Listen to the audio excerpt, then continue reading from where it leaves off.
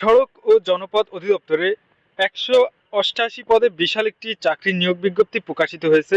তো চাকরি প্রার্থী ভাই বোনেরা অবশ্যই আজকের এই ভিডিওটি শুরু থেকে শেষ পর্যন্ত একটু স্কিপ না করে সম্পূর্ণ ভিডিওটি দেখবেন। সরকারি চাকরি প্রত্যাশীদের অবগতির জন্য জানানো যাচ্ছে যে সড়ক ও জনপথ অধিদপ্তর নিয়োগ বিজ্ঞপ্তি ২০২৬ প্রকাশিত হয়েছে। সড়ক ও জনপথ অধিদপ্তরের চাকরির বিজ্ঞপ্তি ২৬ জানুয়ারি ২০২৬ তারিখে জারি করা হয় এবং ২৭ জানুয়ারি ২০২৬ তারিখে অফিসিয়াল ওয়েবসাইটে প্রকাশিত হয়। সড়ক ও জনপথ অধিদপ্তরের শূন্য পদে সম্পূর্ণ অস্থায়ী ভিত্তিতে নিয়োগের জন্য বাংলাদেশের প্রকৃত নাগরিকদের নিকট হতে অনলাইনে দরখাস্ত আহ্বান করা হয়েছে। মোট ১৮৮ জনকে ৫ ক্যাটাগরির পদে অস্থায়ীভাবে নিয়োগ দিবে সড়ক ও জনপথ অধিদপ্তর।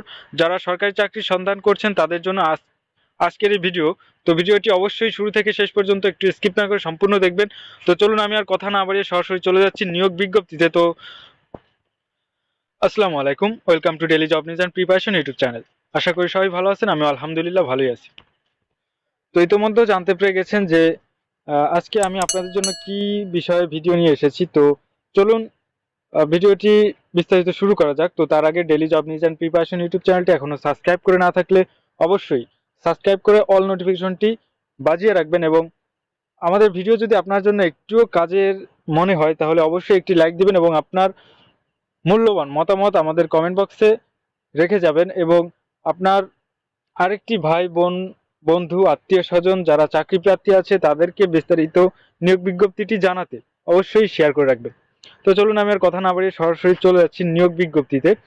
তো সবার আগে একটি কথা বলে রাখি যে আমি নিয়োগ বিজ্ঞপ্তির শেষের দিকে কিছু গুরুত্বপূর্ণ ইনফরমেশন রাখবো যেগুলো আপনাদের অবশ্যই আবেদন করার সময় প্রয়োজন পড়বে। তো ভিডিওটি শেষ পর্যন্ত দেখার জন্য অনুরোধ করা হচ্ছে। তো আমি চলে এসেছি নিয়োগ বিজ্ঞপ্তিতে। দেখুন এখানে লেখা রয়েছে গণপ্রজাতন্ত্রী বাংলাদেশ সরকার সড়ক ও জনপথ অধিদপ্তর অতিরিক্ত প্রধান প্রকৌশলীর কার্যালয় ম্যানেজমেন্ট সার্ভিসেস উইং সড়ক ভবন তেজগাঁও ঢাকা ১২০৮। তারিখ ২৬/১/২০২৬।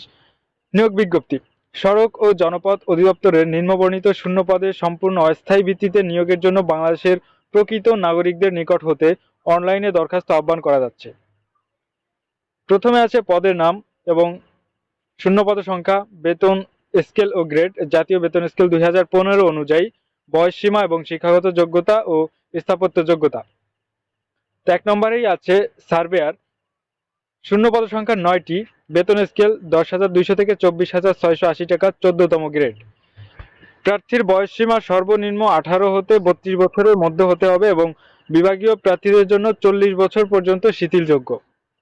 এবং এখানে আবেদন করার জন্য শিক্ষাগত যোগ্যতা অভিজ্ঞতা হচ্ছে কোনো স্বীকৃত বোর্ড হতে অনন্য মাধ্যমিক স্কুল সার্টিফিকেট বা সমমানের পরীক্ষায় উত্তীর্ণ হতে হবে এবং কোনো স্বীকৃত ইনস্টিটিউট হতে diploma in survey technology pass হতে হবে এবং স্থাপত্য যোগ্যতা, এখানে কোনো স্থাপত্য যোগ্যতার প্রয়োজন নেই। ২ নম্বরে আছে সিকিউরিটি সুপারভাইজার, শূন্য পদ সংখ্যা ৪টি, বেতন স্কেল ৯,৭০০ থেকে ২৩,৪৯০ টাকা, ১৫তম গ্রেড। এখানে বয়সসীমা ১৮ হতে ৩২ বছর এবং বিভাগীয় প্রার্থীদের ক্ষেত্রে ৪০ বছর পর্যন্ত শিথিলযোগ্য এবং শিক্ষাগত যোগ্যতা হচ্ছে কোনো স্বীকৃত বিশ্ববিদ্যালয় হতে অনন্য স্নাতক ডিগ্রি, তবে বিভাগীয় প্রার্থীদের ক্ষেত্রে কোনো স্বীকৃত বোর্ড হতে অনন্য উচ্চ মাধ্যমিক সার্টিফিকেট বা সমানের পরীক্ষা উত্তীর্ণ। অভিজ্ঞতা সম্পন্ন বিভাগীয় প্রার্থীদের অগ্রাধিকার প্রদান করা হবে। Bangladesh fire service and civil defence academy হতে যে কোনো অফিসার্স বা অগ্নি নির্বাপন সম্পর্কিত প্রশিক্ষণ কোর্স থাকতে হবে। এবং ৩ নম্বরে আছে দেখুন ইঞ্জিন চালক, শূন্য পদ সংখ্যা ১৬টি, বেতন স্কেল ৯,৭০০ থেকে ২৩,৪৯০ টাকা, ১৫তম গ্রেড। বয়সসীমা ১৮ হতে ৩২ বছর, তবে বিভাগীয় প্রার্থীদের ক্ষেত্রে ৪০ বছর পর্যন্ত শিথিলযোগ্য। এখানে আবেদন করার জন্য শিক্ষাগত যোগ্যতার প্রয়োজন হবে কোনো স্বীকৃত বোর্ড হতে অনন্য মাধ্যমিক স্কুল সার্টিফিকেট বা সমানের পরীক্ষা উত্তীর্ণ এবং অভিজ্ঞতা সম্পন্ন বিভাগীয় প্রার্থীদের অগ্রাধিকার প্রদান করা হবে। ৪ নম্বরে আছে ওয়ার্ক অ্যাসিস্ট্যান্ট, শূন্য পদ সংখ্যা ৫২টি, বেতন স্কেল ৯,৩০০ থেকে ২২,৪৯০ টাকা, ১৬তম গ্রেড। এখানে প্রার্থীর বয়সসীমা ১৮ হতে ৩২ বছর পর্যন্ত এবং শিক্ষাগত যোগ্যতা কোনো স্বীকৃত বোর্ড হতে অনন্য উচ্চ মাধ্যমিক সার্টিফিকেট বা সমানের পরীক্ষা উত্তীর্ণ এবং সংশ্লিষ্ট ক্ষেত্রে অভিজ্ঞতা সম্পন্ন প্রার্থীদের অগ্রাধিকার প্রদান করা হবে। এবং ৫ নম্বরে আছে নিরাপত্তা প্রহরী, সিকিউরিটি গার্ড, এখানে শূন্য পদ সংখ্যা রয়েছে 107টি। বেতন স্কেল 8,250 থেকে 20,010 টাকা 20তম গ্রেড। বয়সসীমা 18 হতে 32 বছর এবং শিক্ষাগত যোগ্যতা কোনো স্বীকৃত বোর্ড হতে অনন্য মাধ্যমিক স্কুল সার্টিফিকেট বা সমমানের পরীক্ষা উত্তীর্ণ হতে হবে। সামরিক ও আধা সামরিক বাহিনী, পুলিশ ও আনসার বাহিনী এবং বিজিবি এর অবসরপ্রাপ্ত সদস্যগণকে অগ্রাধিকার প্রদান করা হবে। এবং এখানে স্থাপত্য যোগ্যতা হতে হবে উচ্চতা 1.62 মিটার অর্থাৎ 5 ফুট 4 ইঞ্চি এবং ওজন 110 পাউন্ড। বুকের মাপ 0.76 থেকে 0.81 মিটার অর্থাৎ 30 থেকে 32 ইঞ্চি। তো ভিউয়ার্স, এই ছিল পদবিন্যাস এবং প্রয়োজনীয় শিক্ষাগত যোগ্যতা। তো এখানে আবেদন করার জন্য কিছু গুরুত্বপূর্ণ নিয়ম নীতি এবং শর্তাবলী রয়েছে, যেগুলো অবশ্যই আমাদের পূরণ করে আবেদন করতে হবে। তো যাই হোক, এখানে আবেদন করার জন্য কি কি শর্তাবলী রয়েছে সেগুলো আমরা এখন একটু জেনে নেই।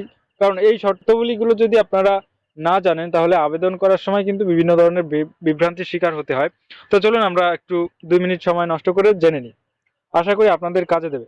তো এখন পর্যন্ত যারা ভিডিওটি দেখেছেন তারা অবশ্যই আপনার আরেকজন ভাই বোন বন্ধুদেরকে জানিয়ে দেওয়ার জন্য ভিডিওটি অবশ্যই শেয়ার করবেন এবং লাইক করতে তো ভুলবেনই না। তার সাথে আরও একটি সুসংবাদ রয়েছে আপনাদের জন্য এবং আমার জন্য, বেসিক্যালি আমার জন্য। সেটি হচ্ছে আমাদের daily job news and preparation YouTube চ্যানেলটি ইতোমধ্যে 1000 সাবস্ক্রাইবার অর্জন করেছে। মানে এখনো 1000 হয়নি, 999 জন সাবস্ক্রাইবার হয়েছে ইতোমধ্যে।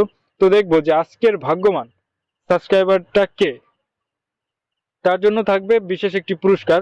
তো চলুন শুরু করা যাক। আগামী একদিনের মধ্যে যে এই একটি সাবস্ক্রাইব করবে তার জন্য বিশেষ একটি পুরস্কার থাকবে।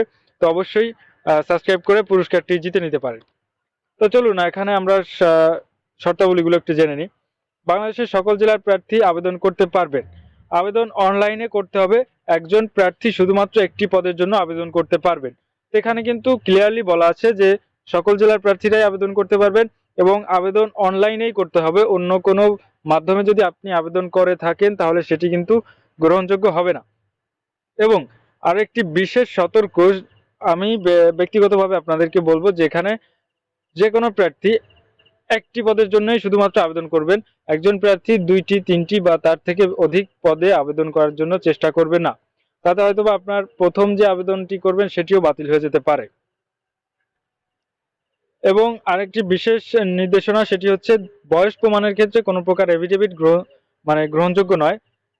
সরকারি, আধা সরকারি ও স্বায়ত্তশাসিত প্রতিষ্ঠানের চাকরিরত প্রার্থীদের অবশ্যই যথাযথ কর্তৃপক্ষের অনুমতি ক্রমে আবেদন করতে হবে। প্রার্থীদেরকে অবশ্যই মৌখিক পরীক্ষার সময় সংশ্লিষ্ট নিয়োগকারী কর্তৃপক্ষ কর্তৃক প্রদত্ত অনাপত্তিপত্র বা ছাড়পত্রের মূল কপি জমা দিতে হবে। এবং এখানে প্রার্থী নির্বাচনের ক্ষেত্রে কোটা সংক্রান্ত সর্বশেষ প্রজ্ঞাপন অনুসরণ করা হবে। শারীরিক প্রযোজ্য ক্ষেত্রে ও লিখিত পরীক্ষায় উত্তীর্ণ প্রার্থীগণ মৌখিক পরীক্ষার জন্য বিবেচিত হবেন। প্রার্থী কর্তৃক প্রদত্ত কোনো তথ্য বা দাখিলকৃত কাগজপত্র বিজ্ঞাপনে চাওয়ার যোগ্যতার সাথে অসামঞ্জস্যপূর্ণ, জাল, মিথ্যা বা ভুয়া তথ্য প্রমাণিত হলে কিংবা পরীক্ষায় নকল বা অসৎ উপায় অবলম্বন করলে সংশ্লিষ্ট প্রার্থীর প্রার্থিতা নিয়োগের যে কোনো পর্যায়ে বাতিল করা হবে এবং তার বিরুদ্ধে যথাযথ আইনানুগ ব্যবস্থা গ্রহণ করা হবে। ভুল তথ্য, জাল কাগজপত্র প্রদর্শিত হলে পরীক্ষায় উত্তীর্ণ যে কোনো প্রার্থীর প্রার্থিতা বাতিল করার ক্ষমতা কর্তৃপক্ষ সংরক্ষণ করেন। মৌখিক পরীক্ষার সময় নিম্নবর্ণিত ক্রমিক নং ক থেকে উম পর্যন্ত কাগজপত্রের মূল কপি প্রদর্শনপূর্বক প্রতিটির একটি করে সত্যায়িত ফটোকপি দাখিল করতে হবে। ক নম্বরে রয়েছে প্রার্থীর সকল শিক্ষাগত যোগ্যতার সনদপত্র, প্রযোজ্য ক্ষেত্রে অভিজ্ঞতার সনদপত্র সহ। খ নম্বর কোটায় সমর্থনে মুক্তিযোদ্ধা, শহীদ মুক্তিযোদ্ধা ও বীরাঙ্গনার সন্তান, ক্ষুদ্র নৃগোষ্ঠী এবং শারীরিক প্রতিবন্ধী ও তৃতীয় লিঙ্গের প্রার্থীদের সর্বশেষ সরকারি নীতিমালা অনুযায়ী উপযুক্ত কর্তৃপক্ষ কর্তৃক প্রদত্ত সনদপত্র। এবং গ নম্বরে রয়েছে প্রার্থী যে ইউনিয়ন পৌরসভা এর বাসিন্দা সে ইউনিয়ন পরিষদের চেয়ারম্যান, পৌরসভার মেয়র, কাউন্সিলর কর্তৃক প্রদত্ত নাগরিকত্বের সনদপত্র, অর্থাৎ আমরা এক কথা যেটাকে বলি চারিত্রিক সনদ। ঘ নম্বরে রয়েছে জাতীয় পরিচয়পত্রের সত্যায়িত অনুলিপি। উম নম্বরে রয়েছে অনলাইনে পূরণকৃত আবেদনপত্রের কপি, অ্যাপ্লিকেশন কপি যেটা। 6 নম্বরে রয়েছে নিয়োগের ক্ষেত্রে সরকারের বিদ্যমান বিধিবিধান এবং পরিবর্তিত ক্ষেত্রে প্রযোজ্য বিধিবিধান অনুসরণ করা হবে। 7 নম্বরে আছে কর্তৃপক্ষ পদের সংখ্যা হ্রাস বৃদ্ধি বাতিল করার অধিকার সংরক্ষণ করেন। নিয়োগ সংক্রান্ত বিষয়ে নিয়োগকারী কর্তৃপক্ষের সিদ্ধান্তই চূড়ান্ত বলে গণ্য হবে। তবে সেখানে আবেদন আবেদনটা আপনারা কিভাবে করবেন সেটা একটু আগে আমি বিস্তারিত বলে নিই। যেহেতু অনলাইনে আবেদন করতে হবে, অনলাইনে আবেদনপত্র পূরণ সংক্রান্ত নিয়মাবলী ও শর্তাবলী সেগুলো হচ্ছে: পরীক্ষা অংশগ্রহণে ইচ্ছুক প্রার্থীগণ http://rhd.teletalk.com.bd এই ওয়েবসাইটে আবেদনপত্র পূরণ করবেন। অনলাইনে আবেদনপত্র পূরণ ও পরীক্ষার ফি জমাদান শুরুর তারিখ ও সময় 29/1/2026 খ্রিস্টাব্দ সকাল 10 ঘটিকা হতে এবং অনলাইনে আবেদনপত্র জমাদানের শেষ তারিখ 1/3/2026 খ্রিস্টাব্দ বিকাল 5 ঘটিকা। অর্থাৎ আপনারা মার্চ মাসের 1 তারিখ পর্যন্ত বিকাল 5 ঘটিকা পর্যন্ত আবেদন করতে পারবেন। উক্ত সময়সীমার মধ্যে ইউজার আইডি প্রাপ্ত প্রার্থীগণ অনলাইনে আবেদনপত্র সাবমিটের সময় থেকে পরবর্তী 72 ঘন্টার মধ্যে SMS এর মাধ্যমে পরীক্ষার ফি জমা দিতে পারবেন এবং অনলাইনে আবেদনপত্রের প্রার্থিতার স্বাক্ষরের দৈর্ঘ্য 300 × 80 পিক্সেল এবং রঙিন ছবি দৈর্ঘ্য 300 × 300 পিক্সেল স্ক্যান করে নির্ধারিত স্থানে আপলোড করবেন। তো আরেকটি বিষয় আছে, দেখুন যেখানে আবেদন করতে কত টাকা প্রদান করতে হবে সেই বিষয়টি। 1 নং থেকে 4 নং পদের জন্য পরীক্ষার ফি বাবদ 100 টাকা এবং সার্ভিস চার্জ বাবদ 12 টাকা, মোট 112 টাকা এবং 5 নং পদের জন্য পরীক্ষার ফি বাবদ 50 টাকা এবং টেলিটকের সার্ভিস চার্জ বাবদ 6 টাকা, মোট 56 টাকা এবং অনগ্রসর নাগরিকরা, শারীরিক প্রতিবন্ধী, ক্ষুদ্র নিগোষ্ঠী ও তৃতীয় লিঙ্গ সকল পদের জন্য পরীক্ষার ফি বাবদ 50 টাকা এবং টেলিটকের সার্ভিস চার্জ বাবদ 6 টাকা, মোট 56 টাকা 72 ঘন্টার মধ্যে জমা দিবেন। এখানে বিশেষভাবে উল্লেখ্য যে অনলাইনে আবেদনপত্রের সকল অংশ পূরণ করে সাবমিট করা হলেও পরীক্ষার ফি জমা না দেওয়া পর্যন্ত অনলাইনে আবেদনপত্র কোনো অবস্থায় গৃহীত হবে না।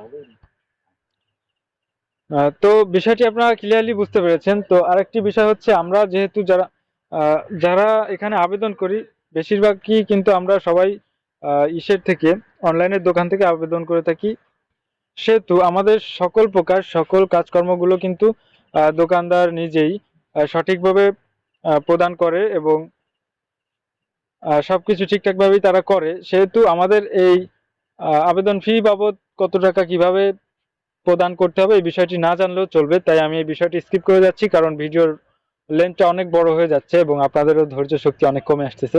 তো যাই হোক, তো ভিউয়ার্স, আজকের ভিডিও এই পর্যন্ত ছিল। দেখা হচ্ছে নতুন কোনো ভিডিওতে। সে পর্যন্ত সবাই ভালো থাকুন, সুস্থ থাকুন এবং daily job news and preparation YouTube চ্যানেলটিকে সাবস্ক্রাইব করে সাথেই থাকবেন। সকল প্রকার চাকরির আপডেট, সকল প্রকার চাকরির নিয়োগ বিজ্ঞপ্তি এবং চাকরির প্রস্তুতিমূলক ভিডিও পেয়ে যাবেন।